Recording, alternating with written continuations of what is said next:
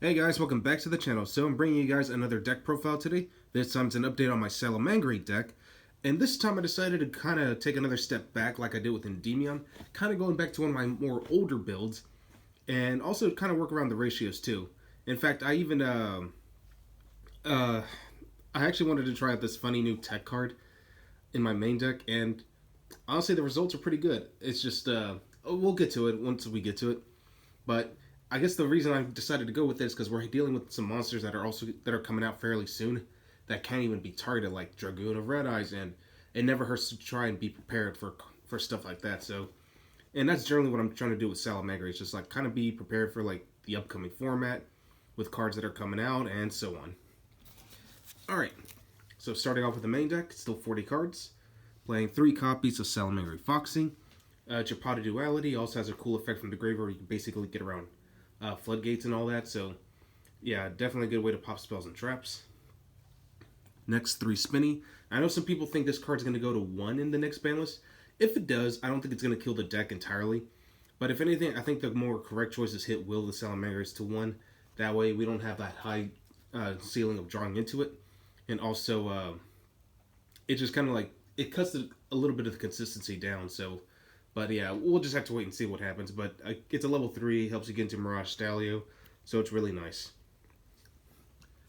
Next, 2 copies of Jack Jaguar. I'm really happy I got these supers from the regional. So yeah, it's a really good card overall. Even hard opening it's not a bad thing. Especially that he's just a good way to basically link climb. He's your main source, one of your main sources of recursion. So Jack Jaguar 2, definitely want to try it out. And yeah. Next, Gazelle, still the heart and soul of the entire deck. Even though it's at 1, it's still a really powerful card, so you still definitely want to run that.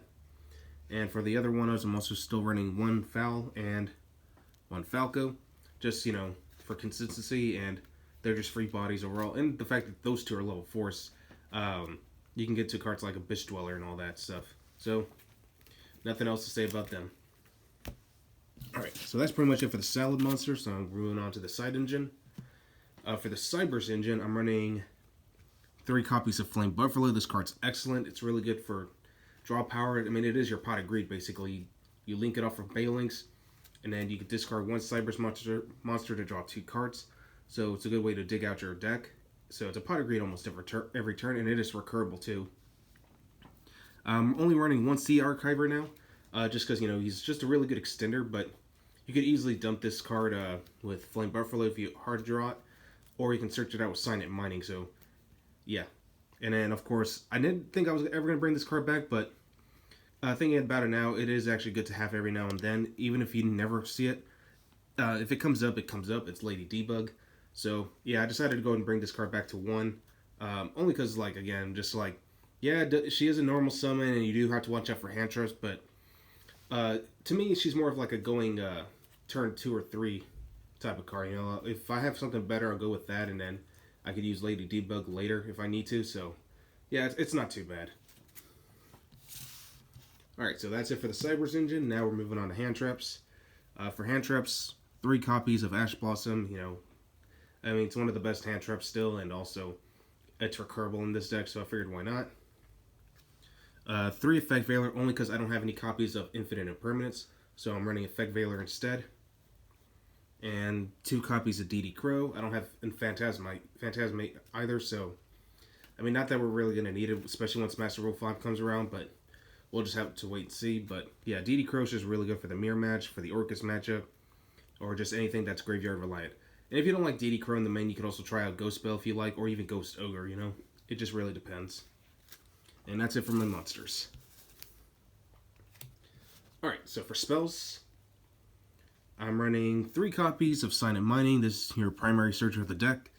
Send 1 card from your hand to the grave and add 1 level 4 or lower Cyberse monster from your deck to your hand. So, I mean, that's pretty standard. 3 Will the Salamangreats.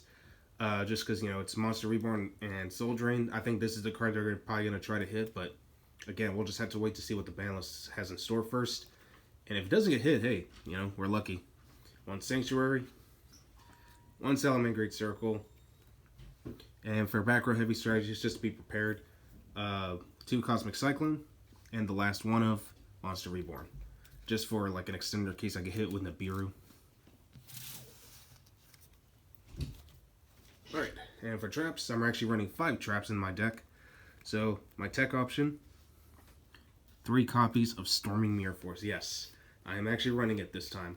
I was thinking this or Grand Horn of Heaven, but if you're up against like a rogue strategy like Guru Control, it's not that good against it, so I've decided to try something a little bit more funnier and try Storming Mirror Force. It doesn't target, and if your opponent's monsters declares an attack, you send them back to the hand. So it's also good against the Thunder magic because it doesn't destroy, and it's also good to get around cards like Avermax because, again, it's not targeting, not destroying, and thankfully Avermax is not going to the grave. It goes back to the hand, so you can't use the effect to bounce back. So Storming Mirror Force is actually pretty good this format, so give it a shot. See what you guys think. 1 Roar, of course. You know, it's a counter trap, and then 1 Rage. Easy to dump with Gazelle's effect and just recur them with Sunlight Wolf. So, yeah, I think these 2 are definitely like amazing trap cards. But again, they're just one of, so that's why I'm only running 1 of each. Alright, so for the extra deck now. Extra deck's pretty standard for the Salad matchups, or Salad deck in general. 3 Baylinks, 3 Sunlight Wolf. You know, if they cut this down to 2, I wouldn't be too surprised, but it's still really good to have. 2 Heat Leo, of course, you know, just to bounce back more back row. Gotta run the Nightmare Phoenix, as well as Hita. And when I say I'm taking a step back, I literally meant this. I'm bringing back Update Jammer in my deck, as well as the Transcode Talker combo. It's really nice, especially if you want to go for the OTK. And for the only Link 4 I'm running in my deck is Mech Knight Crusader Avermax, even though, ironically enough, I was talking about him. I'm also running 2 Xyz monsters, 1 Mirage Stalio, and a Bitch Dweller. So definitely want to lock out graveyard effects, so a Bitch Dweller will definitely help you out. So, yeah. Alright, and as for the side deck. Now, the side deck, I really had to think about how I wanted to play it. So, I actually took off the entire artifact engine just for right now. I might bring it back in. I'm currently testing out some other techs, but depending on how they work out, will determine whether or not I want to keep them in. Alright, starting off with 3 Lancia. That's, of course, you know, you definitely want to shotgun this against Thunder. Heroes, actually, because this deck is actually weak to heroes, so you need to shotgun them fast, and that way they can, just to prevent them from ever OTKing you. And Orcus as well. 3 Nibiru, just to deal with the, like any combo heavy related strategy. As well as Econ. Again, I'm not sure if I'm going to keep Nibiru or Econ or not. I might just go back to playing artifacts.